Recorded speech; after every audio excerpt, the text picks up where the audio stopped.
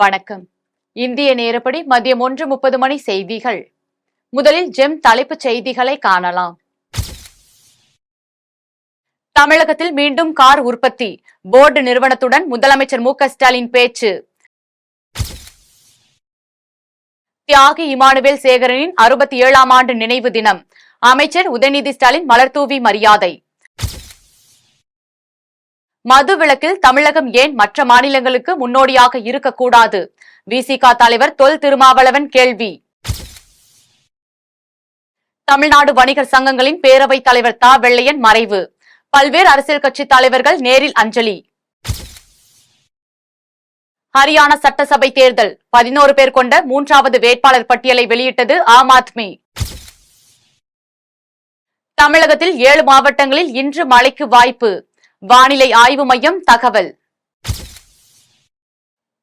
இனி விரிவான செய்திகளை காணலாம். தமிழகத்தில் போர்டு நிறுவனத்தின் உற்பத்தியை மீண்டும் தொடங்குவது குறித்து அமெரிக்காவில் அந்நிறுவனத்தின் குழுவுடன் மு.க.ஸ்டாலின் ஆலோசனை மேற்கொண்டார். தமிழகத்திற்கு தொழில் முதலீடுகளை ஈர்ப்பதற்காக அரசு முறை பயணமாக அமெரிக்கா சென்ற முதலமைச்சர் மு.க.ஸ்டாலின் சான் பிரான்சிஸ்கோவில் நடைபெற்ற முதலீட்டாளர் மாநாட்டில் பங்கேற்றார். இதுவரை பல்வேறு நிறுவனங்களுடன் புரிந்துணர்வு ஒப்பந்தத்தில் கையெழுத்திட்ட முதலமைச்சர் தற்போது போர்டு நிறுவனத்தின் அதிகாரிகளை சந்தித்தார். அப்போது தமிழகத்தில் மீண்டும் போர்டு கார் நிறுவனத்தின் உற்பத்தியை தொடங்குவது பற்றி போர்டு மோட்டார்ஸ் நிறுவனத்தின் குழுவுடன் அவர் ஆலோசனை மேற்கொண்டார். இது குறித்து தனது எக்ஸ் தளத்தில் பதிவிட்டுள்ள அவர், 30 ஆண்டுகளாக தமிழகத்துடன் நட்புறவுடன் இணைந்து செயல்பட்டு வந்த கார் நிறுவனத்தின் உற்பத்தியை மீண்டும் தொடங்குவதற்கான சாத்தியங்கள் பற்றி பேச்சுவார்த்தை நடத்தப்பட்டது என்றும், சென்னை மறைமலை நகரில் இயங்கி வந்த நிறுவனம் கடந்த 2022ஆம் ஆண்டுடன் தயாரிப்பை நிறுத்தியதாகவும், அதனை மீண்டும் தமிழகத்தில் கொண்டு வருவதற்கான முயற்சிகள் குறித்த பேச்சுவார்த்தை நடைபெற்றதாக அவர் கூறினார். பரமக்குடியில் இமானுவேல் சேகரனின் நினைவு தினத்தையொட்டி அமைச்சர் உதயநிதி ஸ்டாலின் மலர் வளையம் வைத்து மரியாதை செலுத்தினார். ராமநாதபுரம் மாவட்டம் பரமக்குடியில் தியாகி இமானுவேல் சேகரனின் நினைவு தினம் இன்று அனுசரிக்கப்படுகிறது. இதையொட்டி பல்வேறு கிராமங்களில் இருந்து முளைப்பாரி பால்குடம் எடுத்து வந்து தியாகி இமானுவேல் சேகரன் நினைவிடத்தில் அஞ்சலி செலுத்தி வருகின்றனர். மேலும் நகர் முழுவதும் பலத்த போலீஸ் பாதுகாப்பு போடப்பட்டு உள்ளது. இந்த நிலையில் அவரது தினத்தையொட்டி தமிழ்நாடு அரசு சார்பில் பரமக்குடியில் உள்ள அவரது நினைவிடத்தில் அமைச்சர் உதயநிதி ஸ்டாலின் மலர் வளையம் வைத்து மரியாதை செலுத்தினார். தொடர்ந்து அமைச்சர்கள் தங்கம் தென்னரசு, ராஜ கண்ணப்பன், கயல்விழி செல்வராஜ், பெரிய கருப்பன், மூர்த்தி மற்றும் நவாஸ்கனி எம்பி, காதர் பாட்ஷா முத்துராமலிங்கம் எம்எல்ஏ மற்றும் திமுக நிர்வாகிகளும் மலர் வளையம் வைத்து மரியாதை செலுத்தினர். மது விலக்கில் தமிழகம் ஏன் மற்ற மாநிலங்களுக்கு முன்னோடியாக இருக்கக்கூடாது என்று விடுதலை சிறுத்தைகள் கட்சி தலைவர் தொல் திருமாவளவன் கேள்வி எழுப்பியுள்ளார். விழுப்புரத்தில் தியாகி இமானுவேல் சேகரனாருக்கு அஞ்சலி செலுத்திய பின்னர் விடுதலை சிறுத்தைகள் கட்சி தலைவர் திருமாவளவன் செய்தியாளர்களுக்கு பேட்டி அளித்தார். அப்போது பேசிய அவர், தமிழகத்தில் உள்ள அனைத்து கட்சிகளும் மது விலக்கை ஆதரிப்பதாகவும், பீகாரிலும் குஜராத்திலும் மது விலக்கு அமலில் இருக்கும்போது தமிழகத்தில் ஏன் இருக்கக்கூடாது என்று கேள்வி எழுப்பிய அவர், மது விலக்கு என்ற குரலுக்கு எல்லா கட்சியினரும் ஆதரவு தர வேண்டும் என்று கேட்டுக்கொண்டார். தொடர்ந்து பேசிய அவர், மது விலக்கு கோரிக்கையை தமிழகத்தை ஆளும் திமுக அரசு கனிவோடு பரிசீலிக்க வேண்டும் என கோரிக்கை விடுத்துள்ளார். அவங்க கள்ளச்சாராயத்தை நிப்பாட்டுன்னு சொல்லல. அவங்க நாம எல்லாம் கள்ளச்சாராயத்தை பத்தி பேசுறோம். கள்ளச்சாராயம் குடிச்சதுனால தான் செத்தான், நல்ல சாராயம் குடிச்சா செத்துக்க மாட்டாங்கிற மாதிரியான டிபேட் தான் மற்றவங்க மத்தியில போயிட்டு இருக்கு, அரசியல் களத்துல போயிட்டு இருக்கு. சாதாரண மக்கள் இந்த சாராய கடைகளை 3 நாளே நாங்கெல்லாம் நிம்மதியா இருக்கோம் அப்படின்னு தான் ஜனங்க சொல்றாங்க. இப்ப அவங்க சொன்னதை வச்சு நாங்க ஒரு ஆர்ப்பாட்டம் நடத்தணும் சென்னையில. அந்த ஆர்ப்பாட்டத்துல செப்டம்பர் 17 இந்த மாநாடு நடத்துறதா அறிவிச்சோம். செப்டம்பர் 17 தந்தை பெரியாருடைய பிறந்த நாள். ஆனா இடையில செஷன் வந்துருச்சு, பார்லிமெண்ட் செஷன். அதுல ஆகஸ்ட் 13 வரல, நாங்க 12 வரல அங்க இருக்க வேண்டியதாகி போச்சு. அதனால அந்த நேரம் எங்களுக்கு ப்ரிப்பரேட்டரி வேலையை செய்யறது கூட, தயாரிப்பு வேலையை செய்யறது கூட ஒரு காலவாசி இல்லைன்றதுனால தள்ளி வச்சிருக்கோம். அக்டோபர் 2 இதுல 3 ஆண்டுகள் கடந்து பண்றோங்கிறதுலாம் இல்ல, தொடர்ந்து நாங்க பேசுற ஒரு விஷயம்தான். அப்போ அதிகம் கவனிக்கப்படல. இப்போ இது ஒரு கவனிக்கப்படக்கூடிய ஒரு காலம் கணிந்திருப்பதாக நான் கருதுகிறேன். இமானுவேல் சேகரனாரின் குரு பூஜை விழாவில் ராமநாதபுரம் காவல்துறை உரிய பாதுகாப்பு வழங்கவில்லை என்று தமிழ்நாடு காங்கிரஸ் கமிட்டி தலைவர் கு. செல்வபெருந்தகை குற்றம் சாட்டியுள்ளார். ராமநாதபுரம் மாவட்டம் பரமக்குடியில் இமானுவேல் சேகரன் 67வது குரு பூஜை விழா நடைபெற்று வருகிறது. இந்த விழாவிற்கு வருகை தந்த தமிழ்நாடு காங்கிரஸ் கமிட்டி தலைவர் கு. செல்வபெருந்தகை இமானுவேல் சேகரன் நினைவிடத்தில் மரியாதை செலுத்திவிட்டு செய்தியாளர்களை சந்தித்தார். அப்போது பேசிய அவர், விழாவிற்கு வரக்கூடிய தலைவர்களுக்கு ராமநாதபுரம் காவல்துறை உரிய பாதுகாப்பு வழங்கவில்லை என்றும், போலீசார் மிகுந்த அலட்சிய போக்கில் பாதுகாப்பு வழங்காமல் நடந்து கொண்டது வருத்தம் அளிப்பதாக அவர் வேதனை தெரிவித்தார். பேஸ்லெஸ் அலிகேஷன், இதுல எந்த உண்மையும் கிடையாது. குறிப்பாக ராமநாதபுரம் உடைய காவல்துறைக்கு எங்களுடைய வேண்டுகோள், இதை சரியான முறையில் பராமரிக்க வேண்டும். எங்களுக்கு மதுரை மாவட்டத்தில் சரியான முறையில் பாதுகாப்பு கொடுத்து அளித்து வந்தார்கள். சிவகங்கையில சரியான முறையில் பாதுகாப்பு கொடுத்து இங்கு கூட்டி வந்தார்கள். ராமநாதபுரத்துல எந்த பாதுகாப்பும் இல்லாமல் எங்களுடைய நாடாளுமன்ற உறுப்பினர்கள், தலைவர்கள் எல்லாம் சரியான முறையில் இங்க நடத்தவில்லை. வருத்தத்துக்குரியது. ஏன் ராமநாதபுரம் காவல்துறை இவ்வளவு மெத்தனமாக இருக்கிறது என்ற வருத்தத்தை நாங்கள் இங்க பதிவு செய்ய விரும்புகிறோம்.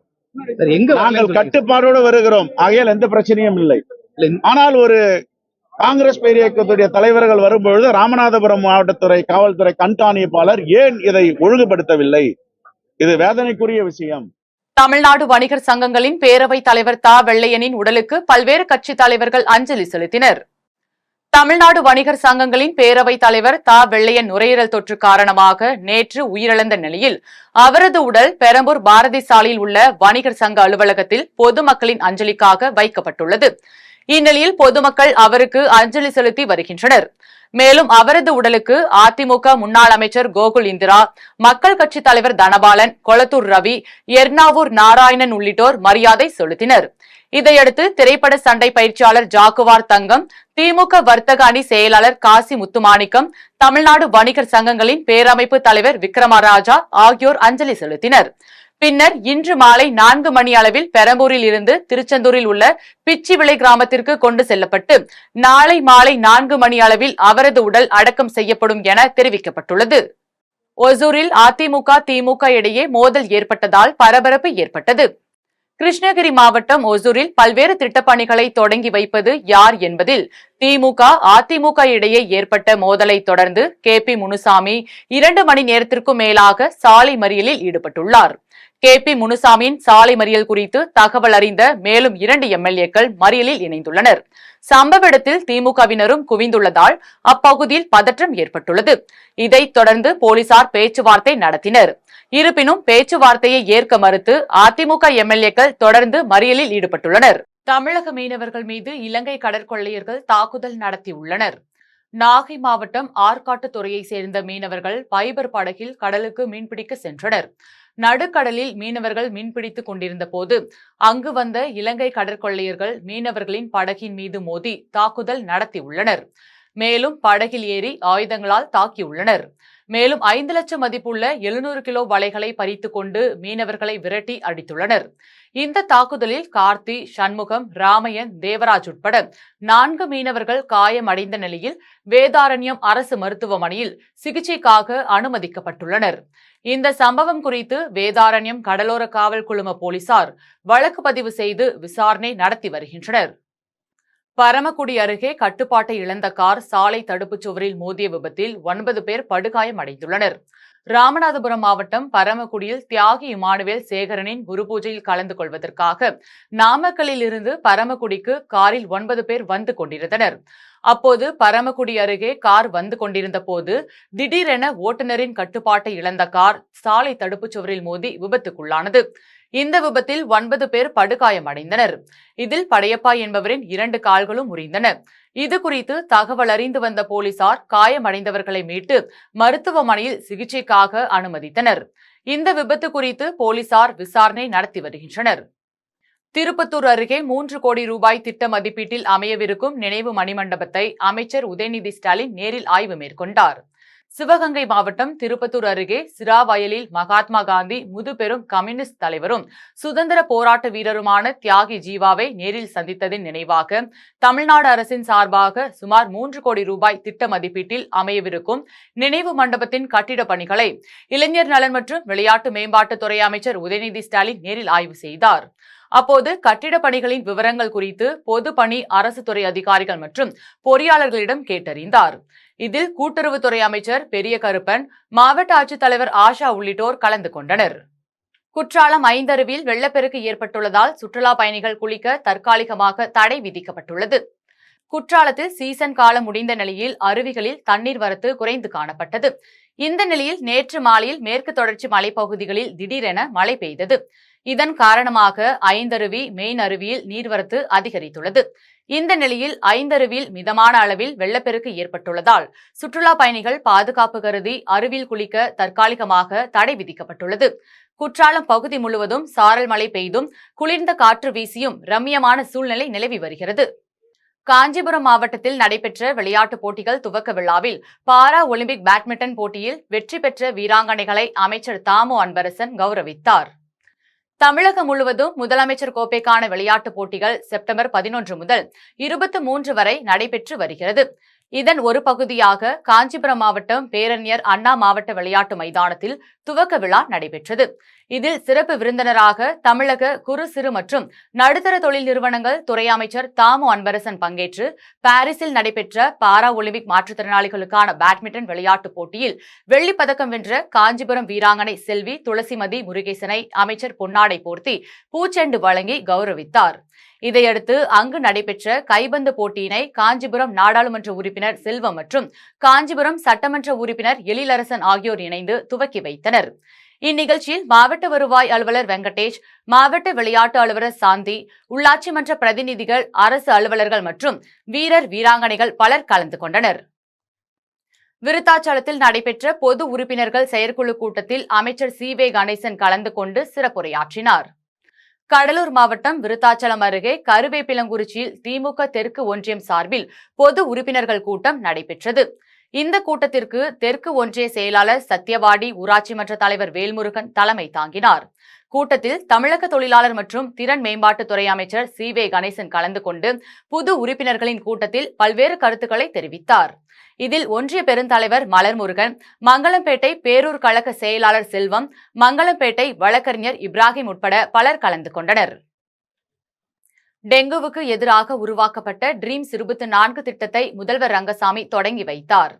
புதுச்சேரியில் டெங்கு காய்ச்சலை எதிர்த்து போராடுவதற்கு ஆசிரியர்கள் மற்றும் மாணவர்களுக்கு அதிகாரம் அளிக்கும் ட்ரீம்ஸ் 24 என்ற விரிவான திட்டத்தின் துவக்க விழா சட்டப்பேரவையில் உள்ள முதல்வர் அலுவலகத்தில் நடைபெற்றது. இந்த திட்டத்தை முதலமைச்சர் ரங்கசாமி தொடங்கி வைத்து டெங்கு பயிற்சி வழிகாட்டியையும் அதற்கென வடிவமைக்கப்பட்ட டெங்கு இணைப்பு செயலியையும் அறிமுகம் செய்து வைத்தார். இதில் சட்டப்பேரவைத் தலைவர் செல்வம், அமைச்சர் ஜெயக்குமார் உட்பட பலர் கலந்து கொண்டனர். திருவண்ணாமலை அருகே அரசு ஆரம்ப சுகாதார நிலையத்தில் பிறந்த பெண் குழந்தைக்கு சட்டமன்ற உறுப்பினர் சரவணன் தங்க மோதிரம் அணிவித்தார். திருவண்ணாமலை மாவட்டம் போளூர் அடுத்த ஆகோ படவேட்டில் புதிதாக கட்டப்பட்டுள்ள அரசு ஆரம்ப சுகாதார நிலையத்தை மக்கள் நல்வாழ்வுத்துறை அமைச்சர் மா சுப்பிரமணியன் மற்றும் பொதுப்பணித்துறை அமைச்சர் ஏவா வேலு ஆகியோர் இணைந்து திறந்து வைத்தனர். திறந்து வைத்த முதல் நாளிலேயே ராமநாதபுரம் கிராமத்தை சேர்ந்த நித்யா என்ற பெண்ணுக்கு சுகப்பிரசவத்தில் பெண் குழந்தை ஒன்று பிறந்தது. இது குறித்து தகவல் அறிந்த கலசப்பாக்கம் சட்டமன்ற உறுப்பினர் சரவணன் பிறந்த பெண் குழந்தைக்கு தங்க மோதிரத்தை பரிசாக அணிவித்து தமிழக அரசின் குழந்தை நல பெட்டகத்தையும் மத்திய அரசு வழங்கக்கூடிய ஜனனி சுரக்ஷா யோஜனா திட்டத்தின் கீழ் 700 ரூபாயை பிரசவம் அடைந்த பெண்ணின் வங்கி கணக்கிற்கு செலுத்தப்பட்ட ரசீதையும் வழங்கினார். இதில் மாவட்ட சுகாதார அலுவலர் டாக்டர் செல்வகுமார், மாவட்ட உதவி திட்ட மேலாளர் டாக்டர் விஜயரமணன் உள்ளிட்ட பலர் கலந்து கொண்டனர். துபாயில் இருந்து கடத்தி வந்து சுங்க சோதனையில் இல்லாமல் தங்கத்தை வெளியில் எடுத்துச் செல்ல முயன்ற விமான நிலைய ஒப்பந்த ஊழியர்கள் 2 பேரை மத்திய வருவாய் புலனாய்வுத்துறை அதிகாரிகள் கைது செய்துள்ளனர். துபாயில் இருந்து சென்னைக்கு தங்கம் கடத்தி கொண்டு வரப்படுவதாக மத்திய வருவாய் புலனாய்வுத்துறை அதிகாரிகளுக்கு ரகசிய தகவல் கிடைத்தது. இதையடுத்து அதிகாரிகள் தீவிர கண்காணிப்பில் ஈடுபட்டிருந்தனர். அப்போது சென்னை சர்வதேச விமான நிலையத்தில் ஒப்பந்த ஊழியர்களாக பணியாற்றும் தீபக் உட்பட 2 ஊழியர்கள் கழிவறைகளை சுத்தம் செய்யும் கருவிகளை டிராலி டைப் இயந்திரத்தில் வைத்து தள்ளி கொண்டு வந்தனர். அவர்கள் மீது சந்தேகமடைந்த அதிகாரிகள் அவர்களை நிறுத்தி விசாரித்ததில் அந்த கருவிகளுக்குள் 3 பார்சல்களிலும் 1.5 கோடி ரூபாய் மதிப்பிலான 2.2 கிலோ தங்கப்பசை இருந்தது தெரியவந்தது. இதையடுத்து ஒப்பந்த ஊழியர்கள் தீபக் உட்பட 2வரையும் அதிகாரிகள் கைது செய்து விசாரணை நடத்தி வருகின்றனர். திருவண்ணாமலை அருகே பல்வேறு கோரிக்கைகளை வலியுறுத்தி விநாயகர் வேடமிட்டு விவசாயிகள் நூதன ஆர்ப்பாட்டத்தில் ஈடுபட்டனர். திருவண்ணாமலை மாவட்டம் செய்யாறு ஊராட்சி ஒன்றிய அலுவலகம் முன்பு தமிழக கட்சி சார்பற்ற விவசாய சங்கம் சார்பில் நூதன ஆர்ப்பாட்டம் நடைபெற்றது. இதில் மத்திய மாநில அரசுகள் விவசாயிகளின் விளைபொருட்களுக்கு குறைந்தபட்ச ஆதரவு விலையை நிர்ணயிக்க வேண்டும், 150 நாள் ஏரி வேலை பணியாளர்களை பட்டா நிலங்களில் செய்ய அனுமதிக்க வேண்டும் உள்ளிட்ட பல்வேறு கோரிக்கைகளை வலியுறுத்தி விநாயகர் வேடமிட்டு விவசாயிகள் நூதன ஆர்ப்பாட்டத்தில் ஈடுபட்டனர். தென்காசியில் 31 அம்ச கோரிக்கைகளை வலியுறுத்தி ஒருநாள் அடையாள வேலை நிறுத்த ஆர்ப்பாட்டம் நடைபெற்றது. தென்காசி மாவட்டம் தமிழ்நாடு தொடக்க கல்வி ஆசிரியர் இயக்கங்களின் கூட்டு நடவடிக்கை குழு சார்பில் மாவட்ட முதன்மை கல்வி அலுவலகம் முன்பு ஒருநாள் அடையாள வேலை நிறுத்த ஆர்ப்பாட்டம் நடைபெற்றது. இந்த ஆர்ப்பாட்டத்திற்கு டிட்டோஜாக் மாவட்ட ஒருங்கிணைப்பாளர்கள், தமிழ்நாடு தொடக்கப்பள்ளி ஆசிரியர் கூட்டணி மாவட்ட தலைவர் ஆரோக்கியராசு தலைமை தாங்கினர். இதில் பழைய ஓய்வூதிய திட்டத்தை அமல்படுத்த கோரியும், ஆசிரியர் காலி பணியிடங்களை உடனடியாக நிரப்ப வேண்டும் உள்ளிட்ட 31 அம்ச கோரிக்கைகளை வலியுறுத்தி கோஷங்கள் எழுப்பி 100க்கும் மேற்பட்ட ஆசிரியர்கள் வேலை நிறுத்த ஆர்ப்பாட்டத்தில் ஈடுபட்டனர். மிகப்பெரிய ஒரு வேலை நிறுத்த ஆர்ப்பாட்டத்தை நடத்தி கொண்டிருக்கிறது. வருகிற 29, 30, 1 சென்னை கோட்டை முற்றுகையிடுவதற்காக ஆயத்தமாக இந்த வேலைநிறுத்த போராட்டம் தமிழகம் முழுவதும் எழுச்சியாக நடைபெற்றுக் கொண்டிருக்கிறது. இது தொடக்க கல்வி ஆசிரியர்களை வஞ்சிக்கின்ற இந்த அரசை எதிர்த்து இந்த அரசுக்கு மிகப்பெரிய ஒரு பாடத்தை புகட்டுவதற்காக இங்கே இந்த கூட்டத்தை ஒவ்வொரு மாவட்டத்திலும் நடக்கிறது. நம்முடைய தென்காசி மாவட்டத்திலே அனைத்து இயக்கங்களும் சேர்ந்து ஒட்டுமொத்தமாக இங்கே டிட்டோஜாக்கில் இணைந்திருக்க அனைத்து சங்கங்களும் சேர்ந்து மிகப்பெரிய ஒரு ஆர்ப்பாட்டத்தை வேலைநிறுத்த ஆர்ப்பாட்டத்தை நடத்தி கொண்டிருக்கிறார்கள். சென்னையில் விநாயகர் சிலைகள் ஊர்வலம் நடைபெறுவதையொட்டி செம்பியம் காவல்துறை சார்பில் பல்வேறு நிபந்தனைகள் முன்வைக்கப்பட்டது. தமிழகம் முழுவதும் விநாயகர் சதுர்த்தி விழா கொண்டாடப்பட்ட நிலையில் சென்னை புளியந்தோப்பு, கொளத்தூர் பகுதிகளில் விநாயகர் சிலைகள் ஊர்வலமாக எடுத்துச் செல்லப்பட உள்ளது. இதனைத் தொடர்ந்து செம்பியம் காவல் உதவி ஆணையர் தலைமையில் அப்பகுதி முக்கிய பிரதிநிதிகளை வரவழைத்து சில அறிவுரைகளையும் வழங்கப்பட்டது. இதில் ஊர்வலத்தில் கலந்து கொள்ளும் நபர்களின் மொத்த எண்ணிக்கை அளிக்கப்பட வேண்டும் என்றும், சிலை கரைக்கும் பணியில் ஈடுபடும் பொழுது வெளிநபர்களை அனுமதிக்க கூடாது என்றும், மேலும் மீறினால் சம்பந்தப்பட்ட நபரின் மீது வழக்கு பதிவு செய்ய நேரிடும் உள்ளிட்ட நிபந்தனைகள் முன்வைக்கப்பட்டது. புதுச்சேரியில் மதிப்பீட்டு குழு தலைவர் நாஜிம் தலைமையில் சட்டப்பேரவையின் ஆலோசனை கூட்டம் நடைபெற்றது. புதுச்சேரி சட்டப்பேரவையின் மதிப்பீட்டு குழு கூட்டம் அதன் தலைவர் நாஜிம் தலைமையில் நடைபெற்றது. தலைமை செயலகத்தில் உள்ள கூட்டரங்கில் நடைபெற்ற கூட்டத்தில் சட்டமன்ற உறுப்பினர்களின் தொகுதி மேம்பாட்டு நிதி தொடர்பாக ஆலோசனைகள் மேற்கொள்ளப்பட்டது. இந்த திட்டத்தின் கீழ் புதிய பணிகளை தொடங்குவது குறித்தும், காலத்தோடு பணிகளை முடிப்பது குறித்தும் ஆலோசிக்கப்பட்டது. மேலும் ஏற்கனவே உள்ள பணிகளை தொடர்ந்து புதிய பணிகளும் சேர்க்கப்பட்டுள்ளதாக அரசு செயலர் மற்றும் உள்ளாட்சித்துறை இயக்குநர் ஆகியோர் விளக்கம் அளித்தனர். இந்த மதிப்பீட்டு குழு கூட்டத்தில் முதலமைச்சரின் பாராளுமன்ற செயலர் ஜான்குமார், அரசு கொறடா ஆறுமுகம் உள்ளிட்ட அதிகாரிகள் கலந்து கொண்டனர்.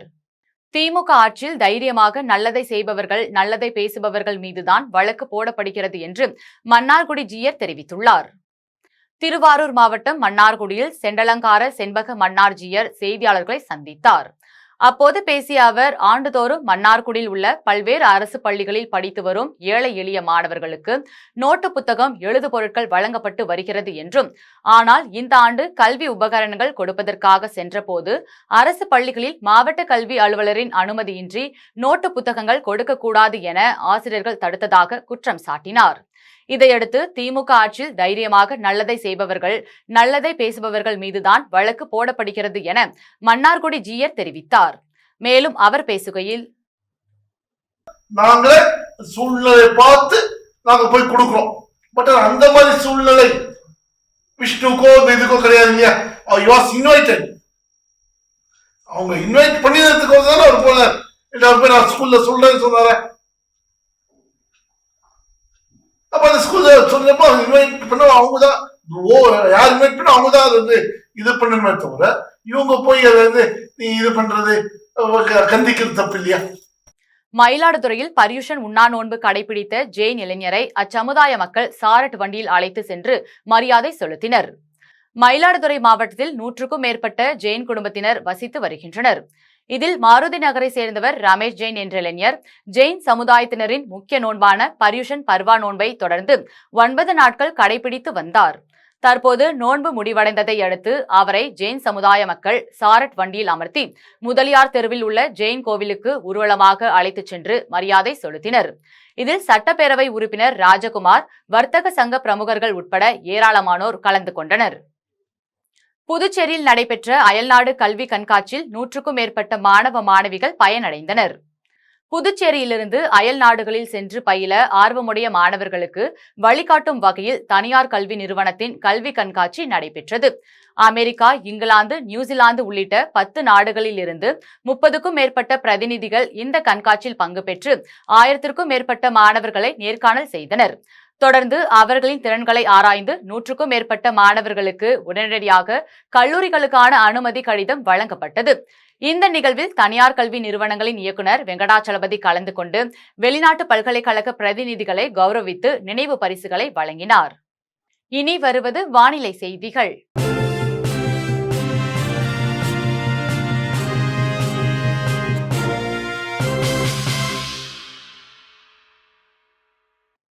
தமிழகத்தில் 7 மாவட்டங்களில் மழைக்கு வாய்ப்பு உள்ளதாக வானிலை ஆய்வு மையம் தெரிவித்துள்ளது. மேற்கு திசை காற்றின் வேக மாறுபாடு காரணமாக தமிழகத்தில் இன்று முதல் 16ஆம் தேதி வரை ஓரிரு இடங்களிலும், புதுவை மற்றும் காரைக்கால் பகுதிகளிலும் இடி மின்னலுடன் கூடிய லேசானது முதல் மிதமான மழை பெய்யக்கூடும் என்று வானிலை ஆய்வு மையம் தெரிவித்திருந்தது. இந்த நிலையில் தமிழகத்தில் நீலகிரி, நெல்லை, தேனி, திண்டுக்கல், கன்னியாகுமரி, தென்காசி, தூத்துக்குடி ஆகிய 7 மாவட்டங்களில் இன்று லேசானது முதல் மிதமான மழைக்கு வாய்ப்பு உள்ளதாக வானிலை ஆய்வு மையம் தெரிவித்துள்ளது. இனி வருவது தங்கம், வெள்ளி விலை மற்றும் பங்குச்சந்தை நிலவரம்.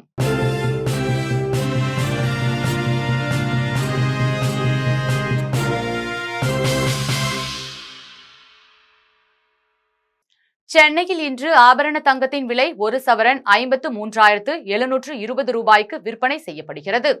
சென்னையில் இன்று ஆபரண தங்கத்தின் விலை கிராமிற்கு 38 ரூபாய் அதிகரித்து 6,715 ரூபாய்க்கு விற்பனை செய்யப்படுகிறது.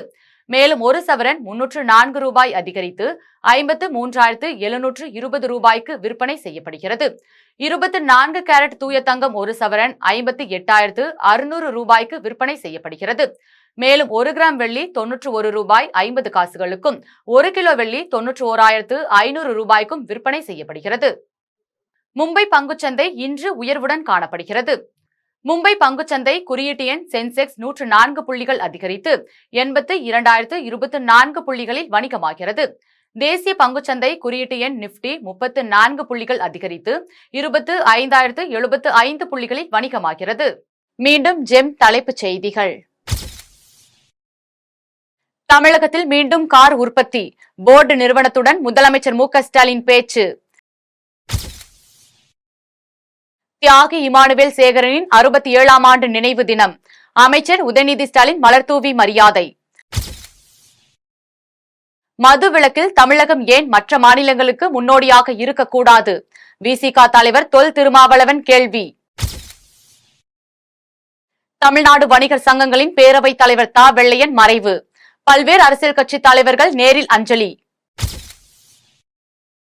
ஹரியானா சட்டசபை தேர்தல் 11 பேர் கொண்ட 3வது வேட்பாளர் பட்டியலை வெளியிட்டது ஆம் ஆத்மி. தமிழகத்தில் 7 மாவட்டங்களில் இன்று மழைக்கு வாய்ப்பு, வானிலை ஆய்வு மையம் தகவல். இத்துடன் ஜெம் செய்திகள் நிறைவடைகின்றன. மீண்டும் ஜெம் செய்திகள் இரவு 8:30 மணிக்கு. உடனுக்குடன் செய்திகளை காண GemLive.tv என்ற இணையதளத்தில் இணைந்திருங்கள். நன்றி, வணக்கம்.